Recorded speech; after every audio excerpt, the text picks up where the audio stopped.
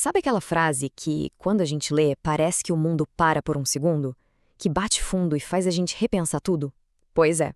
Hoje a gente vai mergulhar de cabeça numa dessas frases, para tentar entender, na prática, o que significa viver uma vida que vale a pena.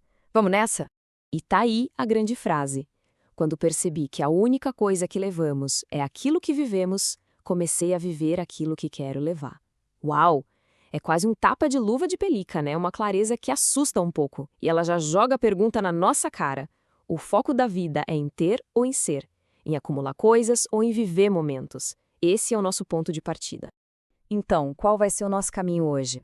Primeiro, a gente vai fundo na ideia da finitude, que está por trás de tudo isso. Depois, vamos dar uma olhada no que a ciência e a filosofia têm a dizer. Na sequência, a gente vai usar uma metáfora que eu adoro, a da mochila invisível, para deixar tudo mais concreto. E, para fechar, vamos sair daqui com exercícios práticos, para transformar essa reflexão toda em ação. No fim, tudo se resume à nossa capacidade de escolher. Para a gente entender de verdade o peso dessa frase, a gente precisa começar pelo básico, por uma verdade fundamental: a consciência de que o nosso tempo, bom, ele é limitado. A ideia central aqui é bem direta, né? Nada material vai junto, fica tudo para trás. Agora, as experiências, os afetos, os aprendizados, isso sim verá parte de quem a gente é. E quando essa ficha cai de verdade, é aí que está a virada de chave. É o que pode tirar a gente do piloto automático e nos colocar no comando, vivendo com intenção. E olha, essa ideia não é só um pensamento bonito, poético. Ela tem raízes bem profundas. Então, que tal a gente dar uma espiada em como a ciência e a filosofia olham para essa mesma questão? Vamos ver o que elas nos contam? A psicologia, por exemplo, confirma o que a intuição do Gabriel Garcia Marques já dizia. As pesquisas mostram um padrão muito claro. Quando a gente é confrontado com a ideia da finitude, os nossos valores dão uma balançada. A busca por um propósito fica mais urgente, as relações humanas ganham um valor imenso e o interesse por bens materiais, esse, despenca. E essa reação é tão fundamental que tem até um nome técnico, meio assustador, eu sei.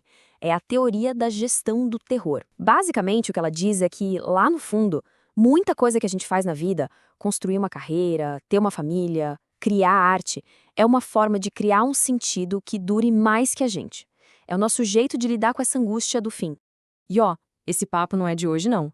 A filosofia fala disso há milênios. Os estoicos já diziam para focar naquilo que a gente controla, nossas experiências.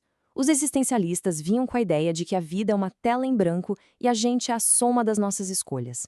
E tem até uma prática antiga chamada memento mori, que é exatamente isso. Lembre-se da morte para viver melhor, para viver agora.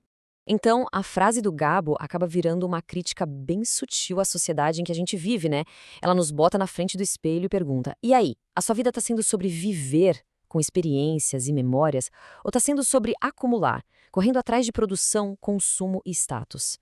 Ok, já passamos pela teoria. Mas como a gente sente isso no dia a dia? Para deixar essa ideia mais palpável, vamos usar uma metáfora que eu acho simplesmente genial.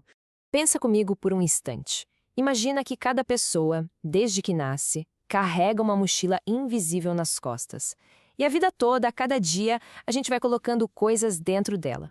A grande questão é, o que a gente está colocando nessa mochila? A gente pode encher de pedras, sabe? Estresse, rancor, preocupações que não levam a lugar nenhum. Elas pesam 1 tonelada no caminho e no final simplesmente viram pó, desaparecem. Ou a gente pode escolher encher a mochila de luz, experiências, amor, aprendizados, memórias. A luz não pesa, ela ilumina o caminho. E adivinha? É a única coisa que a gente leva de verdade. E isso nos traz para uma pergunta bem direta que a gente tem que se fazer. Olhando para essa mochila imaginária, o que está pesando nela hoje? São as pedras do estresse do dia a dia? Ou é a leveza da luz das experiências que realmente importam? Parar para refletir já é um passo e tanto.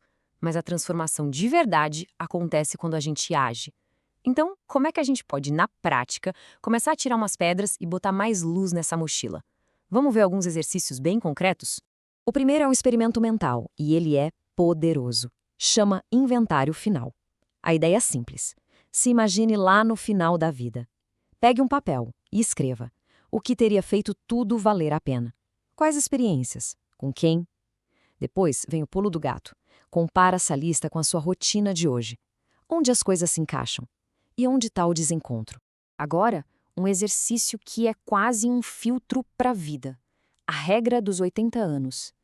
Antes de tomar uma decisão, seja grande ou pequena, faça a pergunta: a minha versão de 80 anos vai olhar para trás e agradecer por essa escolha? Isso ajuda a alinhar nossas ações com o que realmente vai importar lá na frente.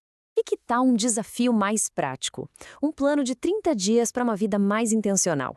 E não precisa de nada radical, não. É sobre buscar uma experiência significativa por semana, ter uma conversa daquelas mais profundas também uma vez por semana, um momentinho de presença total por dia e tentar reduzir um pouco o tempo de tela.